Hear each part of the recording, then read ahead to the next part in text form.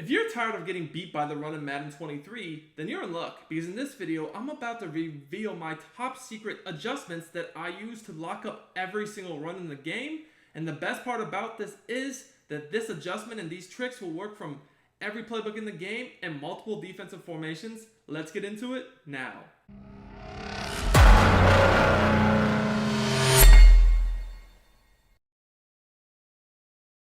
Yo, YouTube, what is up? It's your boy Duke, back here from sportsgamers.com. In today's Madden 23 video, I'm going to take a look at how to stop every single run in the game with some secret adjustments I use defensively.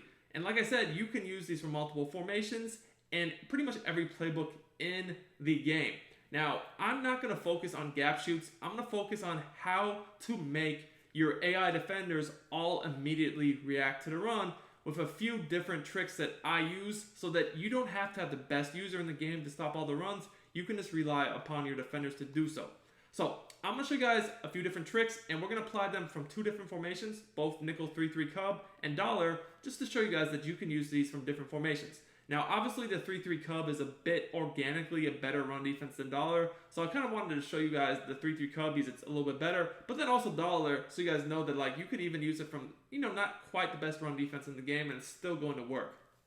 Now, I picked the Saints playbook on offense because they have lots of good run plays. So we'll look at how to stop under center and shotgun, and I'm going to start with under center, stretch, and dive combos. This stretch that I just picked out of the Saints playbook is one of the best stretches in the game. We'll start with the nickel 3-3 cub, Tampa 2.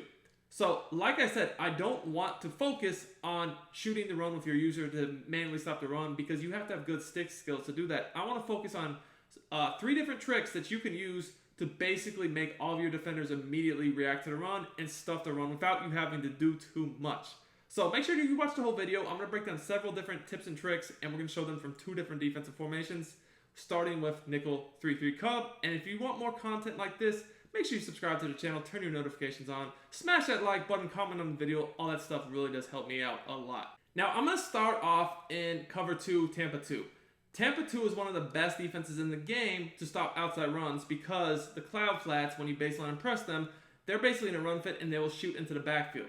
But that's not quite good enough because in a Tampa 2 by default, really other than your D linemen and like your actual defenders in the box, only the outside corners as far as secondary players are actually in run fits.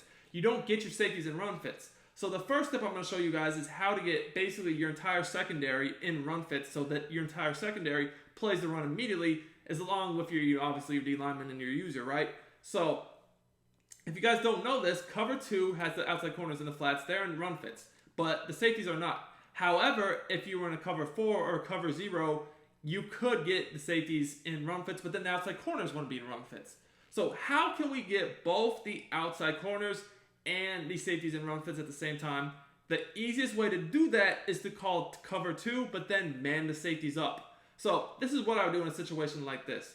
I'm facing an under center formation with 2 receivers. I would man the safeties up on the outside receivers, and then go ahead and man the tight end up with either that linebacker that's over top of him blitzing, or potentially the vert hook. The vert hook, obviously, like right here. Or you could even do the tight end here, manned up, and then this guy on the receiver. Either way, we could do that, and then we could do a little 5-man rush so that we make sure that the offense doesn't have all day long. So this is going to be really good run D because at the same time, we have our safeties playing the run, our outside corners playing the run, and obviously our front playing the run as well, which our user. So this is going to do a really good job against outside runs, as you guys can see here. The entire defense reacts immediately to the run. If you take a look at the replay, you're going to see that I had both my safeties and my outside corners as well as my front 7 immediately playing the run. Everybody's first step was forward playing the run and not back. So guys, notice how, see the outside corners? Bam, they are eyes on the running back shooting in the backfield to support that outside run defense.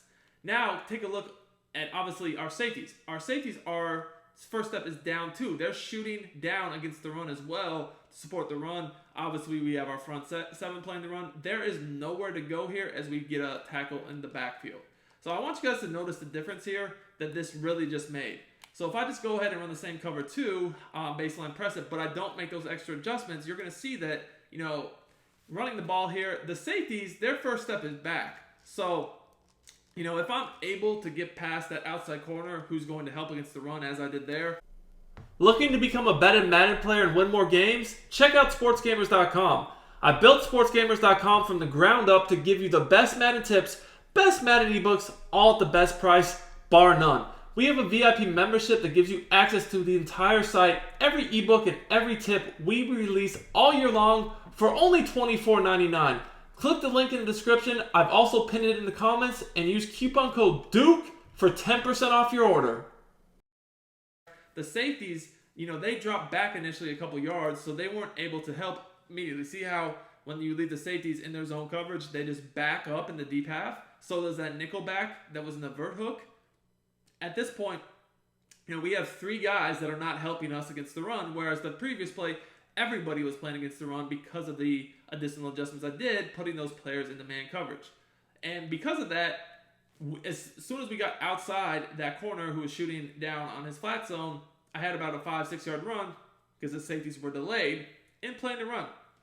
So we just went from a tackle in the backfield to basically giving up, a 5 to 6 yard run, all because we didn't make the adjustment. Now, I want to show you guys that this also can be effective if you're in dollar. You can use the same concept in dollar DB fire. So again, I can just baseline press my defense, I can pinch my line, and then I can man these guys up, so that they play the run immediately. Now, in a situation like DB fire, you really need to only man up the outside, the sub linebacker you don't use her, and then also the safeties. You have the slot corners blitzing, so you don't really need to worry about them. They're going to be coming in regardless because they're already blitzing. Now, I always like to use her the sub linebacker on the weak side of the formation if I'm in dollar. So what that means here is I see the tight end on the right. I want to use her the left slot or the left sub linebacker because that essentially gives me an extra defender I can use in run support because I can read and react a lot faster. If they run to the strong side, if they run to my side, I can play it as well. But take a look at how this works. You guys will see that they're going to, again, have basically nowhere to go. I actually really do like the dollar DB fire against outside runs because you get those 2 outside corners crashing in, and we pinch our D-line so they can't run easily up the middle. But again, you guys can see the slot corners come in on the blitz, the outside corners come in on the flat zone, and then the guys we man up, again, they're all crashing down against the run. So there's really nowhere to go. Just runs into a blocker, falls forward for basically nothing. Now you're probably wondering, okay, I've seen this stops outside runs, how about inside runs? So that's why I actually picked this formation, so I can just audible to an ISO. Again, we're going to go ahead and do the same defensive adjustments, baseline press, man these guys up, pinch the D-line, right? Pretty simple. And once again, you'll notice there is nowhere to go. When I'm running dollar, I always do like pinching the D-line if I think that they're going to run, because when I'm in DB fire, I know baseline pressing with those outside corners in the flats and then the slot corners blitzing, I'm going to get good outside run containment. So that's why I need to pinch the D-line and then man up these 3 players right here so that not only do I get good coverage in case they do pass, but if they do run the ball, especially an inside run, I'll have these players shooting down to support the inside run. So you guys can see there was once again nowhere to go. We actually had instant penetration into the backfield, so that kind of made the running back try to cut back. But as you guys can see again, everybody's immediately reacting to the run, crashing down. And we have someone in the backfield immediately. He's tackled for a 2 to 3 yard loss before anything. So as you guys can see, this is very, very effective against the under center. Now there's the second tip I want to show you guys is actually using your zone drops.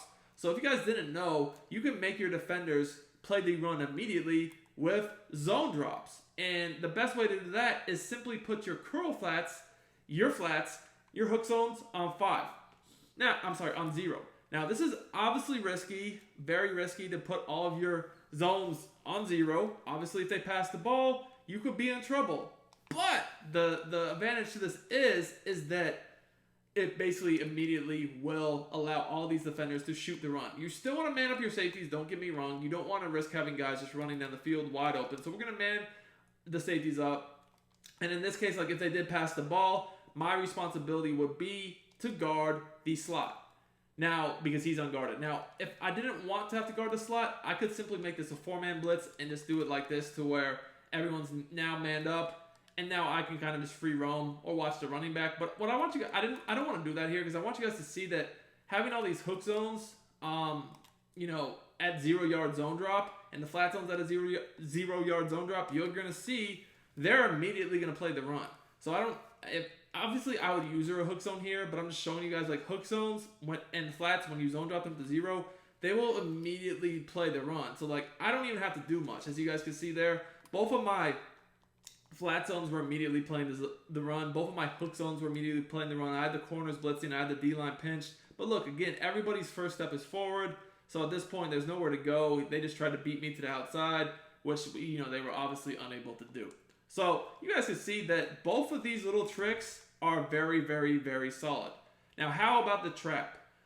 The 0-1 trap from the gun tight offset TE is probably the most common, run you're going to see in the game right now. Everybody abuses it. And once again, you can use these same 2 tricks to stop this very, very easily. So for instance, if I wanted to run the 3-3 cub, I could baseline and press. And once again, I could just use my man-up tactics to make sure that everybody is going to react to the run immediately. So like if I did something like this here, bam, everybody's manned up, right?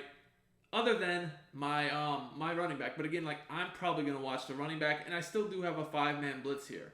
Now, if I wanted to, like I could leave this receiver unmanned up. I could, and then if he went, over the middle of the field or whatever, I would have to watch him myself. But, typically I find it's best to, just man everybody up. You could do that like this, or you can man up the outside corner. The other thing I want to mention with the 0-1 trap is it is always good to pinch your D-line.